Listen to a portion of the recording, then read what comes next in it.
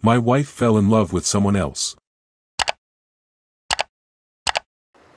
I have been married for 4 years.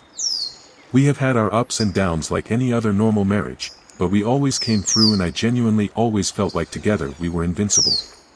Now, I'm torn in half and I know I'm not faultless, but I still don't know what the future holds. About a year after we married, I started a new career, an apprenticeship with a trade union that I felt would give my family security and stability for the rest of our lives. We started a family. Our first came in the spring at the height of the pandemic. It was wonderful bringing him into the world, and he was perfect. My apprenticeship had me, at the time, working about 60 hours per week.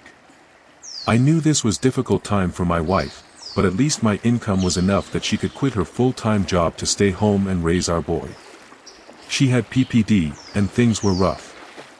I knew she wasn't happy, but we did what we could to weather the storm, and things eventually settled back. We were happy again, and decided we wanted a second child, so we did. Our second was born just 15 months after our first. Around that time, I was assigned to a different contractor. Now I had 3 hours of daily commute, and with hours worked, I was gone about 90 hours per week. We agreed that we knew this was temporary, and while I knew how much that sucked for her and how much weight was on her shoulders with the kids by herself, we always said the same. Together we were invincible, and we would come through the other side on top. I hated leaving before the house woke up, and getting home when they were all in bed. I had no energy. I had 1 day off every week. I lost my desire to go to family functions like cookouts or birthdays. My 1 day off I spent trying to catch up on things around the house or just relaxing for an afternoon. She did, time and time again, tell me how that hurt that I wasn't there. Even when we together I just felt drained and aloof. I had trouble concentrating on conversations and being present emotionally. She asked me to talk to a psychiatrist, and I agreed that I should. But I never made the time to do so with my work schedule. This, I feel, is my biggest failure.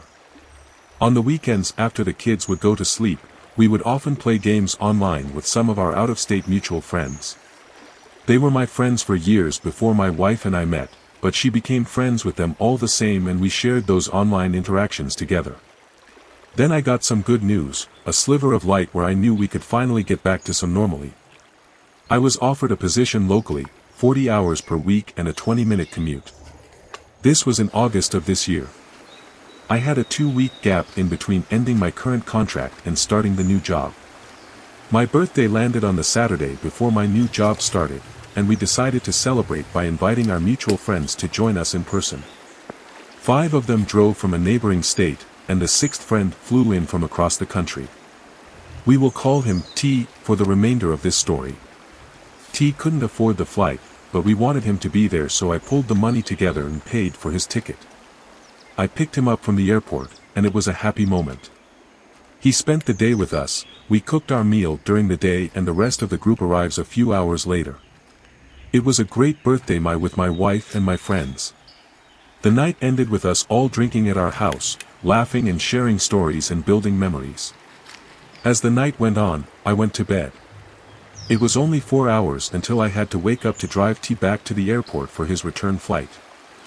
I wake up the next morning at 6 a.m., T is packing his bag, and we return to the airport. I hug him goodbye, tell him that I enjoyed him coming out and we would do it again. He left and I returned home, crawled back into bed next to my wife and slept a couple more hours until everyone else started to wake up. Everyone slowly started their morning, packed their bags, and goodbyes were said as the rest of our friends left to return home. My wife continued sleeping, having drank too much the night before. About an hour later, I got a call from one of our friends who drove. "Hey man, I just thought I should let you know, and I'm sorry, but last night I heard something between your wife and T." I thanked him for letting me know, and said I would ask about it when she woke up. So I did. I was laying next to her when she opened her eyes. We made eye contact and I asked her, "I need you to tell me what happened between you and T last night." A tear ran down her face, and she confessed that they had relationships upstairs while I was sleeping. It was a rough day. We cried a lot. We talked about what this meant for our family. By the end of the day, I had decided that a single, very drunk, mistake would not be the wedge that tore my family apart. I wasn't mad, but I was hurt. We've all done some pretty ridiculous things when alcohol was involved. I was assured that this wasn't planned, that there wasn't a secret affair, that it was just that. A single, ridiculous, hurtful mistake. The following days she was racked with guilt. We held each other a lot. We said we would get through this. I started my new job the next day. That first week after the incident, we spoke with T together. We were all on the same page. There would be time to heal. We probably wouldn't be friends like we were until everyone had gotten past their guilt and came to terms with what had happened. We had also discussed that while I wasn't angry, maybe they should not grieve this together, not only out of respect for me, but because trauma bonding is a very real thing, and I thought that them becoming closer because of this is not healthy either. But that didn't happen. My wife continued to talk to T during healing. He lived alone, states away from his family, and has just ostracized himself from his online group of friends that were present that night and held resentment toward him as well. She didn't want him to feel alone. They spoke more and more, Snapchatting, texting, calling. I was at work and wasn't easily available for her to vent to, but he was, because his job awarded him the ability to reply instantly every time. They fell for each other. My wife tells me the truth. That she has been unhappy in our marriage for over 2 years. That I should have been able to tell. That I should have gone and seen a psychiatrist sooner. I have gone to see one now. They diagnosed me with ADHD and prescribed me Vyvanse. It definitely has been helping with errant and runaway thought trains, and was probably a big part of the reason I was so emotionally detached. I believe T came in at just the right time to be something new and exciting while her world felt so drab and bleak. She has essentially been a stay-at-home mother, raising the kids by herself for 2 years. I don't blame her for falling out of love with me. In the first week after the incident, she made him a playlist on Spotify. Songs that made her happy that she thought might help while he was alone and feeling bad for himself. I saw no harm in that. But now she has added him as a collaborator, and they add songs to this playlist together. I feel childish and ridiculous for caring, but it hurts to know it's just one more thing bonding them closer together. I expressed my feelings on that, and she seemed sad that it was something that hurt me, but more or less blew off my concerns, and they continue to add songs about their feelings for each other. She is torn between the two paths of either working on our marriage, or following her current feelings of loving T. She struggles to limit contact with him, and calls or texts him frequently while I'm at work or asleep. I don't want her to feel trapped staying with me for stability or finances. I don't want her to stay with me and remain miserable and unable to fall back in love with me. A few weeks ago she bought a plane ticket to go visit him for a weekend. She needed to know whether or not her feelings for him were true or just made up in her head. I told her to go, because we can never move forward if that is in the back of her head. Then she talked to a few people she trusted with her issues, and her therapist. She then canceled the ticket before the trip, after feeling like everyone said not to go. Another 2 weeks passed, and she is still torn. Unsure of what to do, what to chase. Last week she bought the tickets again, and this weekend will be gone to see T. I know that she will never have the desire to want to repair our marriage if that ghost of a possibility is still in the back of her head. I asked of her one last request, that she not sleep with him or be physically intimate while she is gone, with any shred of respect for our marriage that might still be there. She agreed, but almost fought the idea of not sharing a bed. I don't honestly know if she will uphold our agreement or not. I do believe that if anything did happen, she would at least be honest about it when she returns. I hate all of this so much. I hate T now, more than I've ever hated anyone in my life. He wasn't a stranger, he knew what consequences his actions hold. I would feel okay if we tried to fix our marriage, and if she wasn't happy, then we split anyway. I'd rather our children have separated parents than have miserable parents. We owe them that. I hate that it's not happy with husband versus not happy, but instead it's husband versus T. I hate that someone else has a hold of her heart already, while we still share a bed. I hate that before children, we had countless conversations about hypothetical situations and how we would raise our kids together. And now there is the potential for someone else to have a part in raising them that I didn't make those agreements with. I hate that someone I knew and trusted like T might come into my life and steal moments of memories from me that I could have made with my kids. I hate myself for not reading the room sooner and waiting until it might be gone to fix my faults. Editing to add, although it doesn't change much. I did not pay for this ticket. She started working 15 to 20 hours per week a year or two ago just to get out of the house and have some spending cash she felt like she earned. She put this ticket to CT on her credit card. So your wife goes to visit her romantic partner, out of state, and you expect them not to sleep with each other out of respect for the marriage that both of them have obviously disrespected. You are allowing him to have his cake and eat it too. Not only is he disrespecting your marriage, he is disrespecting you, your trust and the family you have built together.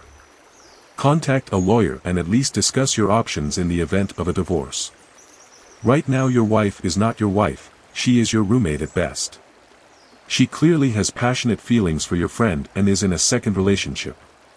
She imagines life with him as a vast improvement, because it's all fantasy. She hasn't had to endure the day-to-day struggles with him, which only furthers her idea of how perfect life with him would be. They haven't had to work through the boring parts of everyday life together. Absence doesn't make the heart grow fonder, proximity does, and she is about to be very close to her friend. Again, my advice is to contact a lawyer, sit down with your wife and decide if you want to save the marriage. If you do, you would have to agree to no contact with your friend, marriage counseling for both of you and personal counseling for her. I understand that you love her, but her actions are showing that your feelings are not reciprocated. If you continue to be the good guy and take the moral high ground, she is going to continue to disrespect you, by being able to disrespect your marriage. I totally agree. If she wants to see this man, she should take the kids since that will be her reality with this new man. Sex will be much more difficult when you are chasing two young children. You have been much more accommodating than you should have been. She had to make the decision before visiting T, alone and without her potential and future stepchildren. She has already made the decision. She chose T. If she had chosen you, she would have ended things with T, talk to a divorce lawyer and prepare for separation. She had sex with him while you were sleeping downstairs in your own house and you expect her not to sleep with him while she's on a romantic weekend trip with him to see if her feelings for him are true. And you expect her to be honest with you. And you think if she ultimately decides she doesn't want him, you can live happily ever after. Man, I have a bridge to sell you. T sounds like a real piece of work to do that in your house. Your wife is ungrateful for all the time you gave up for your kids to build a future.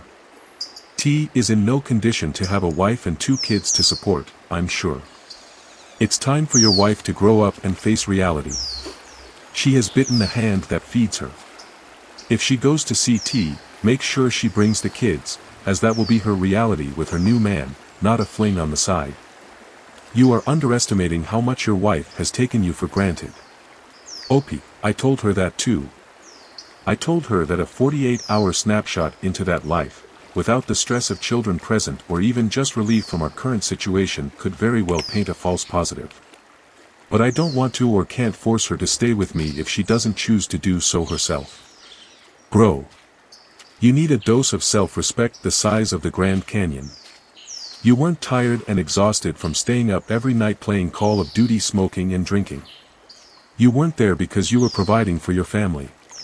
She was overwhelmed with kids and life, I understand that. But a cucumber doesn't fix or change that. Brother, she slept with another man. At your house. While you were there. And then she jumped into bed with you without a word, knowing you were going to leave the person she slept with in the morning. I'm not even going to go into the rest of her behavior. BC, I can sum it up like this. She doesn't respect you, and that is betrayed spouse, and you don't respect yourself. There is no way for you to reconcile, talk, or even provide anything else to this person other than for the benefit of your children. I do not advocate divorce in most cases, but brother, if you do not divorce this woman, you will be a cuckold for the rest of your life. You have shown this woman that you can be easily manipulated. There is no concept of the one, the soul mate. There are a plethora of women here that you can build a life with. I'm not a single guy or a scumbag, I've been married to my wife for 13 years happily. Don't make excuses for her behavior. There is no valid reason for infidelity. Some days I am out of the house literally 20 hours out of the day. The only thing I have ever worried about is if my dinner is in the microwave and if she has made my bed, so I don't disturb her by getting into our bed because it is so late. My wife has never expressed anything but appreciation for my hard work ethic, and that is also what she deserves. Jesus, your wife is a total slob. You worked all those hours for her and 2 babies. What do people expect when you have new mouths to feed, everything to be rainbows and daisies? It's called sacrifice. You did the extra work and she was supposed to take care of the household. I feel for you, OP, but your wife is not wife material. She's not even mother material. Let her go to tea and stay with the kids. Grow up strong, man. I was so sad reading this. Why do you let this happen to you? Why do you let all this happen? Why do you play the pick-me-up game? You give him the opportunity to cheat without guilt and have a married life with you at the same time. For your sake, for the sake of your children, talk to her and get a divorce.